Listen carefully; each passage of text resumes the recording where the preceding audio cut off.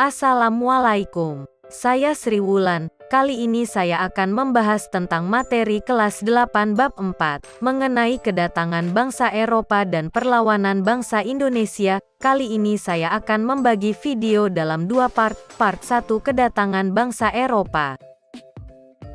Tujuan: dapat menjelaskan proses kedatangan bangsa Eropa ke Indonesia dan mengidentifikasi perlawanan bangsa Indonesia terhadap penjajah.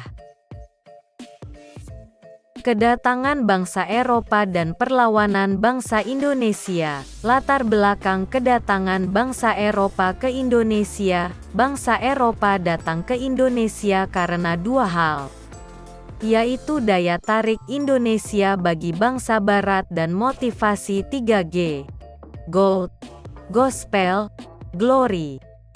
Bangsa Eropa yang datang ke Asia biasanya ingin berdagang, menjelajah dan menyebarkan agama. Barang dagangan yang mereka incar adalah rempah-rempah, seperti lada, pala dan cengkih. Pala dan cengkih terdapat di Maluku sedangkan lada terdapat di Banten. Motivasi 3G. Gold, Glory, Gospel. Sistem politik suatu negara yang bertujuan menjajah disebut imperialisme. Dalam imperialisme kuno, penguasaan daerah baru dimaksudkan untuk mendapatkan 3G, yaitu gold, kekayaan bangsa, glory, kejayaan bangsa, dan gospel, penyebaran agama Injil.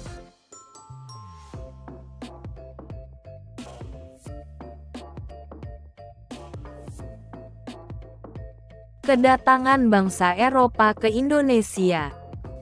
Portugis. Orang Portugis pertama yang mencari jalan baru ke Indonesia adalah Bartolomeus Dias. Vasco da Gama berangkat pada tahun 1497. Vasco da Gama tiba di Calicut pada tahun 1511. Afonso de Albuquerque berhasil menaklukkan Malaka pada tahun 1522. De Albuquerque menuju Maluku dan diterima baik oleh Raja Ternate. Kolonialisme. Kolonialisme adalah penaklukan dan penguasaan atas tanah dan harta penduduk asli oleh pendatang.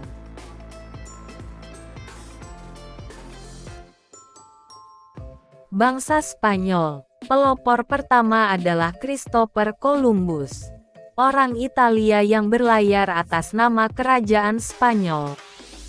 Ferdinand Magellan berangkat melalui Samudera Atlantik. Ia terbunuh dan digantikan oleh Juan Sebastian Elcano. Ekspedisi yang dimulai Magellan akhirnya tiba di Kepulauan Maluku pada bulan November tahun 1521. Mereka singgah di Tidore dan menjalin kerjasama. Karena adanya kerjasama tersebut menyebabkan perselisihan antara Portugis dan Spanyol. Inggris. Kedatangan bangsa Inggris ke Indonesia dirintis oleh Francis Drake dan Thomas Cavendish pada tahun 1577.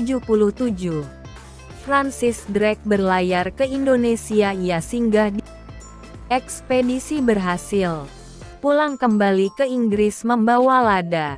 Pada tahun 1682, Belanda berhasil mengusir Inggris dari Banten dan merebut perdagangan lada. Inggris akhirnya memusatkan aktivitas perdagangan di India.